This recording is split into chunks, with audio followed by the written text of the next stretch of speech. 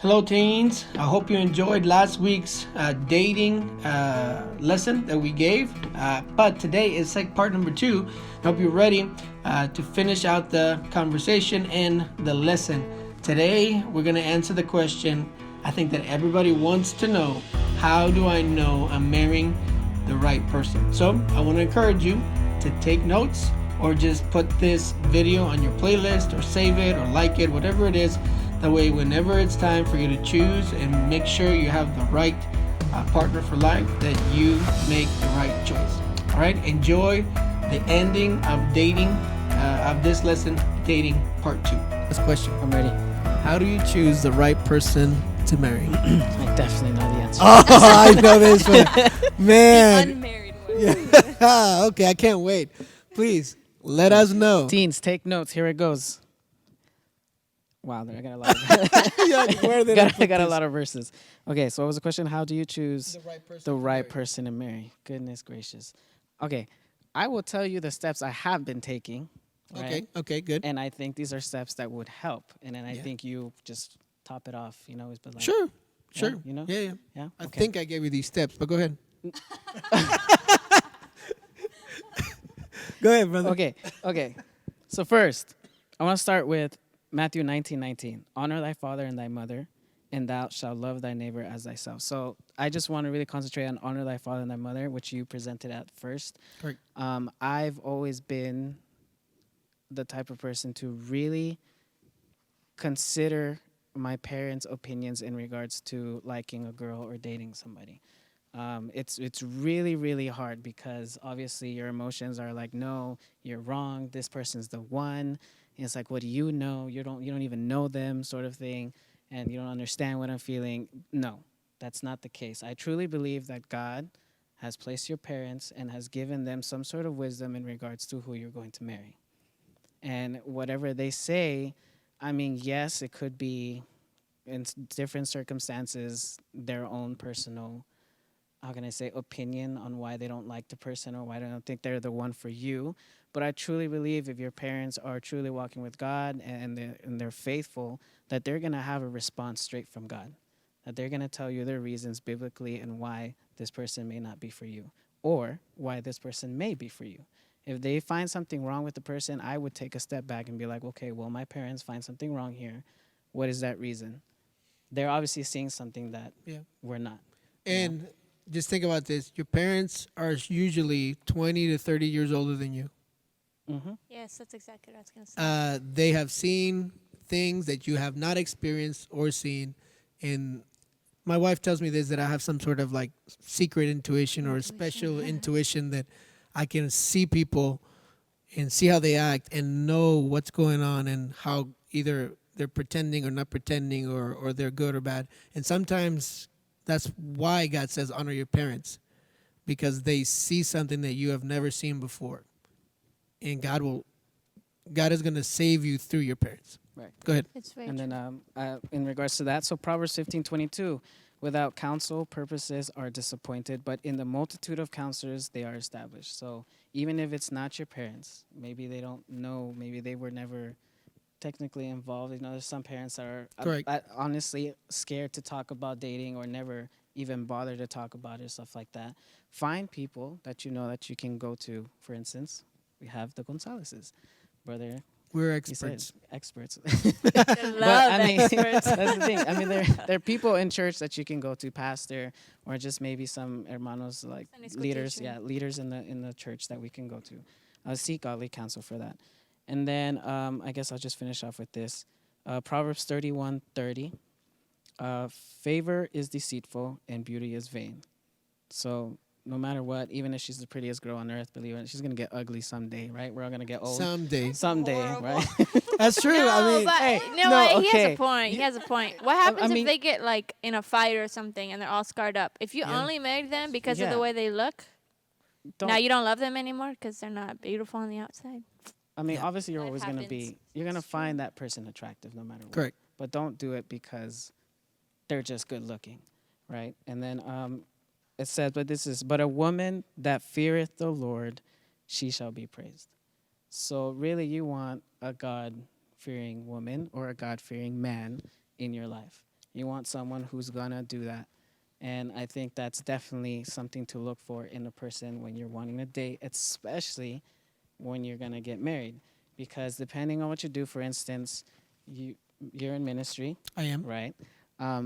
Your wife, in this case, if it were the wrong person, can make or break your ministry. I've heard that countless of times. Correct. And can bring you down. And you want to find someone, especially if you're going into ministry, who's going to help you, push forward for that, for God. And if you don't, you find someone who wasn't for you, they're only going to pull you down. And then now your purpose for what God had intended for you to do is no longer being fulfilled because you married the wrong person. Correct. And a tangent on that, the requirements, for your wife or your husband sometimes are ridiculous, right? Like, I want to choose the right your one. wish list. Yeah. Like, my wife told me this all the time when we were dating. I don't speak Spanish, Well, right? God called me to the Spanish-speaking people. Correct. Well, just so you know, I don't speak Spanish. What? Yes, correct. So here's my take, right? So I could have been ridiculously thinking, she doesn't speak Spanish, she cannot help me see ya. Right? Right. But I know what God called me to do, and then I'm pretty sure that God called me when I was not married. He said, you need to marry Rachel.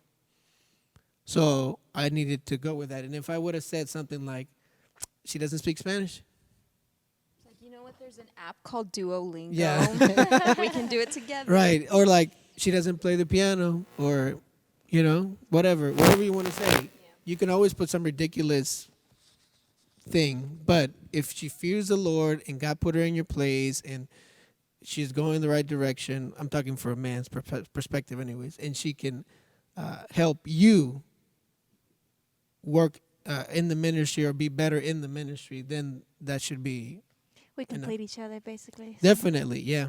And if it's not ministry, of course, someone who's still going to Correct. keep you following God no matter Correct, what. exactly. And if you didn't see, my wife did a video in Spanish a couple weeks back. I mean, I was reading was it off the great. iPad. It was a but script. it was great. I mean, She spoke Spanish. it spoke Spanish. So it's not like there's some things that we put a requirement on that are ridiculous. It is true. It's very Yeah. true. But anyways, let's keep going, because then if it's going to be another 47 minutes. Another Yeah, tangent you on know the that, whole. yeah. Anyways, Miss Priscilla, what do you got? Okay, what was the question? How do Sorry. you know it's the right person to marry? Oh man, I Choose can the right tell you person. what not to look Okay. for. Okay, because That's you good. know I don't know if I've found the right person yet. Mhm. Right, I'm still in the game. Good. You guys But I do have red send flags. your information out there. Oh, don't say that. That's not a good idea. Oh no. Okay. So I do have red flags. Okay, give out us your there red flags. that in the past, like you see a guy, you think he's cute, you start like getting to know him in a group setting type of thing. Well, I feel like even in high school you can kind of apply this, okay? So if a guy is during chapel or the sermon or whatever, always is sitting in the back, that's oh my word. that's Yes, a I red hate that so flag. annoying. If he's You do? always in the back, I'm sorry. And I feel like if you or like on his phone. yeah, on his phone during the sermon or something. And for those girls who like have their crush and I just like, oh man, like he's always sitting in the back. I'm so sorry. Like Yeah. I'm just being honest. You need needs to- somebody unless your parents ask you, honor thy father and thy mother, sit with your parents. I mean, okay, guys. If you guys don't know, Shows I'm his sure there's an priority is not the exception. word of I'm God. sure there's an Yeah. exception. Okay, I don't mean if he's like he has to leave for his ministry or whatever, so he has to sit in the back. I'm talking about he chooses to sit in the back because he doesn't want to be in the front of like preaching or something, you Right. know. So anyway, they know. It's not his priority. Yeah, it's not his priority. He doesn't. To me, that shows I don't really want to be involved. So Okay. that's kind of like a red flag for me. Also, I would look at his friends. So in high school, if you're like, okay, he's kind of cute, I really like him, should I not? Look at who his friends are. If his friends are those troublemakers who are constantly breaking the rules, odds are he's condoning their behavior and he's probably like them. Because, there's that saying, tell me who your friends are and I'll tell you who you are yes. type of thing, El que anda con lobos. Yes. Yes, so his friendships do matter. They're important, because you gravitate towards people who are like you. So I would say look at his friends. If his friends are troublemakers, and that's kind of like a red flag. And then another one, I would say that if you guys like each other and he's constantly getting into your personal space, like he's like kind of testing you to see how close he can get to you. You know what I mean? And I feel like Yes. somebody, even for my personality, that I'm like very non-confrontational, and you get like really shy and you're like, oh, he's a little too close, and you don't want to say anything. Like, Keeps getting speak up. over. Yeah, exactly. Speak up and put your foot down and put your boundaries, because that is like, he's testing you to see how close he can get to you. And I feel like you need to put that boundary and set him straight, because he can't take advantage Yes. of you like that. He's trying to see how close he can get to you. So I feel like a guy that gets into your personal space without asking you, or without, I don't know. That's a Yeah, red you flag you to me. can feel when it's inappropriate. Right. You can feel like, okay, this is a little too close type of thing. And then also another red flag is he talks bad about authority. I feel like the way that he treats authority is very important, because even as an adult, you're going to have authority. You're always going to have an authority over you, whether you're 50, 60, whatever, it doesn't matter. You're always going to have somebody above you. So I feel like that is a big sign about his spiritual life, is how he treats his parents, how he treats pastor. I think those are very important things. And then the last one I would say is if he's disrespectful to you or to your friends even, because I feel like sometimes girls will like a guy so much that he'll let him like make fun of her or even like disrespect her in ways, and then they're like, well, he was just joking around. But even sometimes joking around, if he's disrespecting you, odds are he's not going to make a good boyfriend, and eventually he's not going to make a good husband. Yeah. Sadly, those times where he makes fun of you and it's funny for everybody else but not for you, Right. those becomes the moment where you cry at home, because there's nobody around and he's saying the same That's a thing big to red you. flag. Yeah, that's a Yeah. huge red flag. I Don't mean, let a guy after treat you that way. 5, Yeah, 10 no, no. years of the guy doing the same thing to you, and then nobody's around, your kids are listening, and he's saying the same thing that he used to say when you were dating. Ooh, that's when women start crying. They feel obviously Yeah. not appreciated, not So valued. sad. It's very sad. So that's a huge red flag.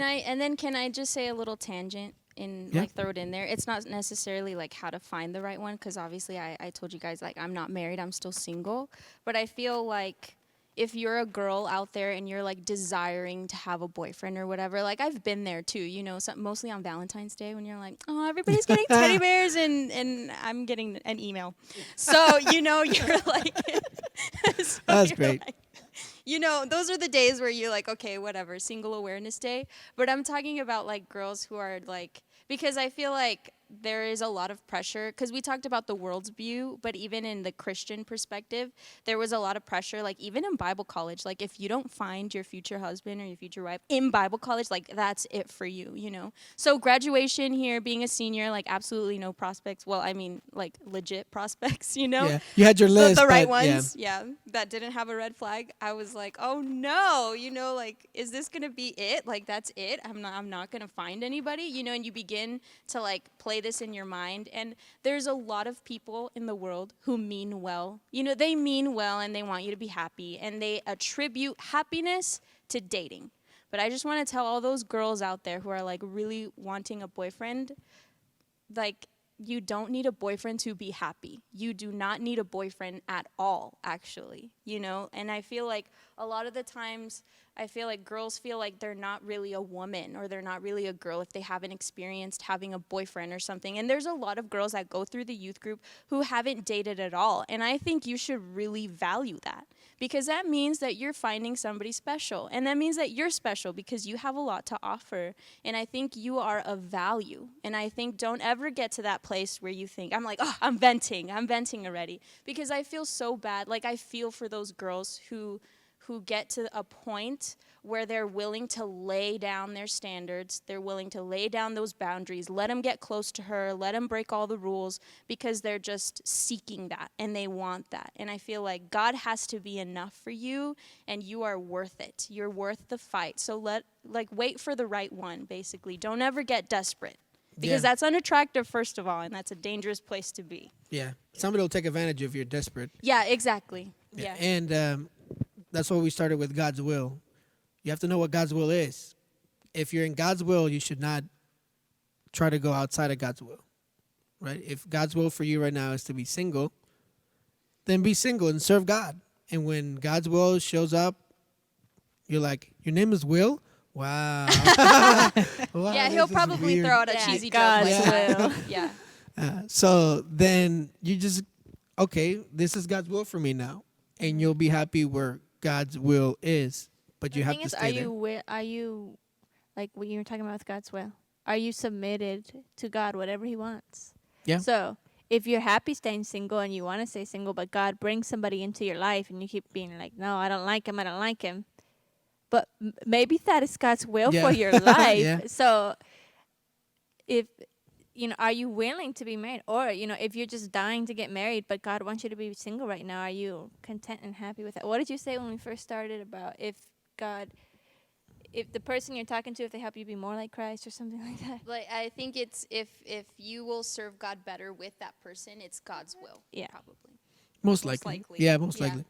Yeah, But, but I mean- are you just willing to do it to be whoever God wants you to be? A married woman, which it has its challenges, or a single woman, which also has its challenges, and they both have the pros and cons. Yeah. So it's really not what do you want; it's what does God want want? for you. Yeah. And here's the thing for us. My wife and I, my wife never dated before me. I went on dates. I just yeah, didn't but have a boyfriend. yeah, never had a boyfriend. Sorry, excuse me. She dated before. She dated, but She never went on had a dates, boyfriend. but I was her first boyfriend. I decided to date her because while I was praying and I wasn't fasting, but I was praying very, very strongly for God to show me His will, especially in my life. I was 23. I was almost 24. And I told God, I was already serving in ministry, and I didn't want to just to date around. And there was technically there was a lot of options. I was like the single guy on stage, and then I was on stage, and they're like, "We need to find him a There were wife." a lot of options. Oh my! Those Like, options open up. Every older lady at church, I have somebody for you. I have somebody for You you. met my daughter. Yeah, have you made it? And I was like, Lord, I do not want to make a mistake. And then you pick the American. Correct. I basically said to the Lord, you tell me who it is, and that's who I'm going to marry, but I'm not going to go date 17 girls in the church and then figure out which one is the one you want me to marry. You tell me which one it is, and I'm going to go for that. And to my surprise, that's what came up. Rachel came up, and I was like, are you sure? Sometimes it's not what you We had expect. been on a friendly date before. Yeah, we've been on a like friendly date. A college activity. She that called me we didn't like each other. embarrassing. I thought she was a little, not fun. So That I wasn't mean, nice. I shouldn't have done that. yeah, but I mean, it wasn't the greatest date ever. I mean, I wouldn't have asked her on a That's fine. second date if we had to. But when God clearly showed me that Rachel was it, then I had no more other things to do than to convince her. That was God's will. So how do I know the right one is? When I know what God told me. And then we did what you said. We talked to my parents. We talked to her parents. We talked to her pastor at the time. We talked to my pastor at the time. Everybody said yes, yes, yes, yes, yes. Can I just throw in a little A little wrench? Just Sure, a go little ahead. tangent. No, like a little parentheses. Sure. For the most part, I wouldn't say if somebody, and I'm talking about after graduate high school first. Let's not open a whole nother trail down here, but for the most part, really, there's no reason to date in high school. I have heard success stories, of Christian marriages that came out of high school sweethearts. So I'm not saying it's totally wrong, but for the most part, get out of high school, and once you're in college or you're in God's will, you're doing whatever you want, whatever you think God wants you to do. You're studying, working, whatever. If God brings somebody that doesn't have any red flags, in like Miss Priscilla said, into your life, and they want to get to know you, don't say no. I know because I did that in college. Just because you don't want to, so you make an excuse or whatever. At least go on the first date, because you'd be really surprised there's that you'll marry What him I'm trying to say later. is don't- Yeah, Amen. going on one date does not Does mean not you're mean you have to married get to this married. person. So do Correct. not like think. we need to learn how to have just healthy, like male and female relationships. Like just talk and get to know that person. Like Correct. they're not beneath you. You know what I'm saying? So just and then after that, listen, if you went on a date or whatever, even if it's a social activity or something at church or whatever, but if he wants you to sit next to him, like who cares if everybody else is like, oh my word, they sat next to each other. Like those people just need to get over themselves. You're just talking. Like right. So I mean, you would probably be surprised. You could have a lot of fun. I remember okay, when Isai asked us on the first day, it was for This is Sadie great. Hawkins, which is where the girls are supposed to ask the guys. Yeah, I didn't wait for you. I No. had asked 2 guys, Get and they it, I'm both gonna said ask. no. Yeah. And then he knew we had mutual friends. So basically, he didn't have anybody to go with. He knew didn't have anybody to go with. So then he's like, "Do you want to go to Sadie Hawkins together?" And I said, "Sure." I was a man. He was. Amen. Yes. But Wait for a guy to be he brave was, like enough he to was do like that. you said, was talking about the long list. You know, he did not fit the description of my Nope, list. not at all. Like I feel was like not every 6'4". girl has that dream guy. Okay. I was not American. You need to let him go, and then God will bring you the right one. Yeah. But see, I'm confessing myself. I didn't like Isai that much, and I didn't want him to ask me on a date. And when we were on the date with Sadie Hawkins, I don't know, he was yelling really loud or something and That was getting great. excited. And I told him, I said, "You are an embarrassing date." I told him just like that. It was Just so rude. I point can't blank. believe I said it, but I No, did. you were being yourself. Yeah, I was sure just- was. I was not hiding Oh. anything. Yeah, but that's how it started. But I remember thinking at the end of the night, once it was all over, I was not interested at all. But I said, he was before to go on the date. But Yeah, yeah. afterwards, I was like, if I had to admit to myself, we had a fun time together. Yeah. Like he's easy to be around. He's nice to. I hate it when like people are going on dates and they're so like they forget that there's people like all around them. Like Isai's always nice to everybody around him. So I was like, he was so friendly to everybody. We had like. I hate to admit it, but I had a good time, you know? She wanted me to fail. Look at that. Wow.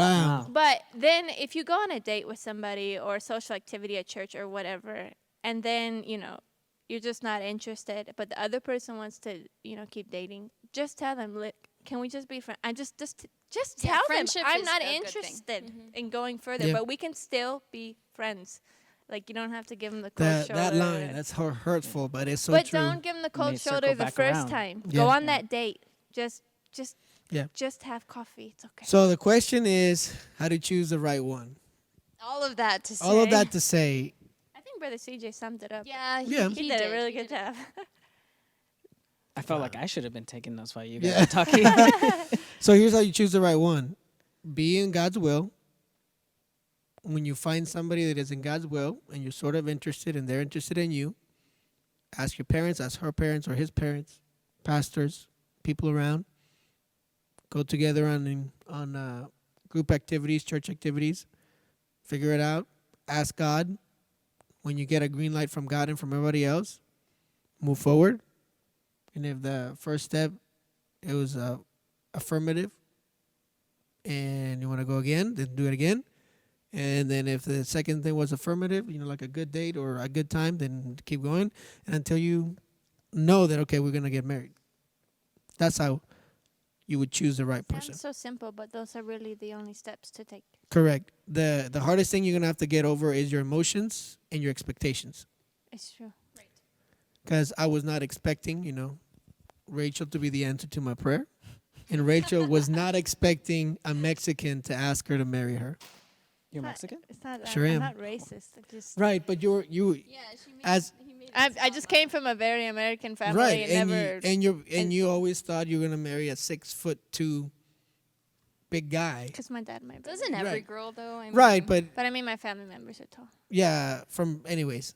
It's a good thing I'm It's like 6'1". we can go Yeah. into that. I'm glad you are I'm 6'1", I'm bro. 6'1", so Yeah, it's that's good. Okay. So you're good. Yeah, I'm good. But I don't think God like.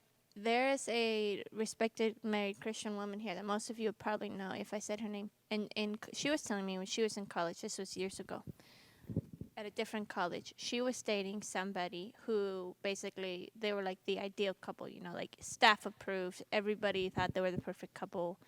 And God brought to light like some red flags, basically. but everybody wanted them to get married, even like basically the staff and the pastors. And there have been even marriages that people we went to college with that have ended because things came out after they were married that they didn't know before. But I personally believe if you are walking with the Lord and you're praying for God to guide and direct you, God is going to show you the red flags. Because what happened with this particular couple was she was walking with the Lord, and she really did like this guy. And he was the bus captain, and staff approved. Everybody approved of him and liked him. But God just brought this red flag. And and then they broke it off. And just a few years down the road, he was in prison for breaking and entering and stealing cars and, all these things. So I don't think God is going, the question is, how do I know to marry the right one? You're walking with the Lord and you're seeking counsel. Soon enough, you'll see the real God person. is going to confirm in your heart or bring out the red flags. I would stop overthinking it. Like, I don't know if they're the right one for me. Yeah. Well, once you're married, they are the right one for you. But if they're not, God will clearly show you. You won't have peace in your heart. Your parents will see it. Your pastor will see it. And even like this particular lady. Yeah. Even though maybe her counselors in her life, they were all for it, but she was still walking with the Lord, and God brought to light something. God's not going to hide you. He doesn't want you to marry the wrong one. Yeah. So he will confirm in your heart, or he will show you that they're not. It's really, just keep walking with the Lord, and he will show you. Amen. All right. Save rounds, anybody? Anyone want to say anything else? I think we're good. We're good. Sign off? Yeah. Well, before we sign off, if you that are watching are interested in a Q&A Sunday school lesson, like you have a question, any question of anything we either talked about or haven't talked about, and you want us to answer that, we'll do a Q&A Sunday school, but there has to be plenty of questions. So if there is, just leave comments, not on the live chat, on the comment section, so we can see them later. The questions you have. What if they want to do an anonymous question? Yeah, maybe you should give me. Just make a fake YouTube account. Don't do that. Oh no. A burner one. If you message Isai or something. Yeah, if you have anonymous, if you want to stay anonymous, no, because then I can see who they are. Can they text? Say, if a friend was asking, Yeah. and then ask a question. My friend wants to know. My friend wants to know. Yeah, so if you don't want me to know your question because it's an embarrassing question, or Make a fake YouTube account. make a fake YouTube account and put it on there. John Smith. Figure it out. Just figure it out and send us some info, either text or Facebook message or comment, fake account on YouTube, something. Okay?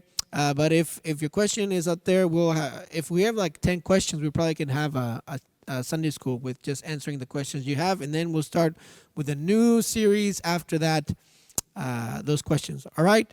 Well, that's it. Sign off.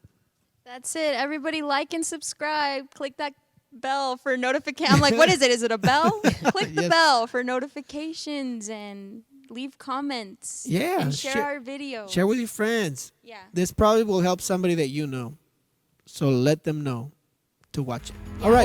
Or if you watched it and you were like, oh, he has a red flag, let him go. Yeah, let them go. Let him Okay, go. there it is. Let it go. Let him go. We always end with I let it know. go or something. All right. Bye, teens. Have a good day. God Bye. bless you. See you later.